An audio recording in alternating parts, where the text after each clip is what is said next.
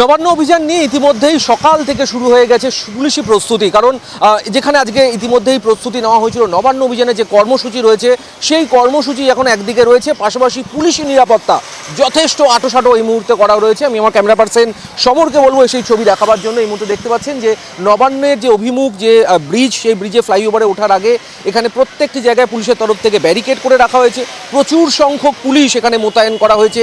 Still ব্যারিকেডের পাশাপাশি বাঁশের যে ব্যারিকেড, সেই ব্যারিকেডও কিন্তু এই মুহূর্তে করা রয়েছে। প্রচুর পরিমাণে পুলিশ ডিপ্লয়মেন্ট করা রয়েছে, যাতে কোনো দিক থেকেই যেন যে মিছিল, সেই মিছিলকে যেন মুভমেন্ট না করবার ক্ষেত্রে, মিছিলকে প্রতিহত করবার ক্ষেত্রে কিন্তু এই পুলিশি অ্যারেঞ্জমেন্ট করা হয়েছে। বিপুল সংখ্যক পুলিশ সামনের দিকে, আমি ক্যামেরা পার্সনকে বলবো ঠিক ব্রিজে ওঠার যে মুখের যে ছবিটা দেখতে পাওয়া যাচ্ছে, সেখানে কিন্তু স্টিল ব্যারিকেড করা হচ্ছে এবং সেই স্টিল ব্যারিকেড কিন্তু একেবারে কভার করে দেওয়া হবে দুটো উইংয়ের ক্ষেত্রেই। ফলে একদিকে যেখানে আরজিকর কাণ্ড নিয়ে সেখানে নবান্ন অভিযানের যে কর্মসূচি, সেই কর্মসূচির পাশাপাশি কিন্তু এই মুহূর্তে দেখা যাচ্ছে যে পুলিশের তরফ থেকে বিপুল পরিমাণে ফোর্স কিন্তু ডিপ্লয়মেন্ট করা হয়েছে। প্রত্যেকটি জায়গায় পুলিশ আধিকারিক, উচ্চপদস্থ পুলিশ আধিকারিক তারা কিন্তু উপস্থিত রয়েছেন। পাশাপাশি পুলিশ কর্মী যারা রয়েছেন তারাও কিন্তু রয়েছেন। কোনো জায়গা থেকে যেন কোনো অপ্রীতিকর ঘটনা না ঘটে।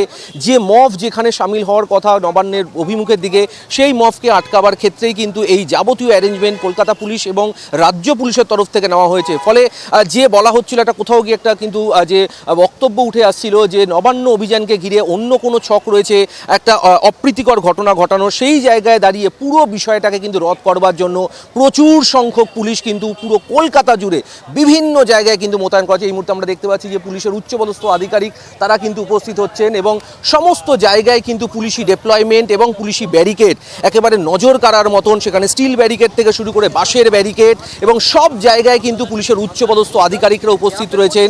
কোনো জায়গায় যেন কোনো রকম অপ্রীতিকর ঘটনা না ঘটে। আপনারা দেখতে পাচ্ছেন যে ছবি, আমার ক্যামেরা পার্সন সমর মজুমদার যে ছবি এই মুহূর্তে তুলে ধরছে, সেখানে বিপুল সংখ্যক পুলিশ। এখানে দেখতে পাচ্ছেন কলকাতা ট্রাফিক পুলিশের যে ব্যারিকেড, সেই ব্যারিকেড রয়েছে। কাঠের ব্যারিকেড কিন্তু আলাদাভাবে পৃথকভাবে তৈরি করা হয়েছে।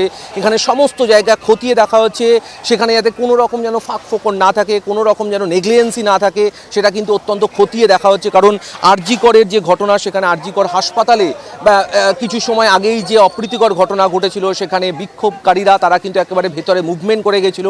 সেই ঘটনার যাতে পুনরাবৃত্তি না হয় এবং আজকে নবান্ন অভিযানের ক্ষেত্রে প্রশাসনিক ভবন, সেখানে যেন কোনোভাবেই কোনো অপ্রীতিকর ঘটনা না ঘটে, তার জন্য কিন্তু পুলিশি যে নিরাপত্তা সেটা যথেষ্ট আঁটোসাঁটো।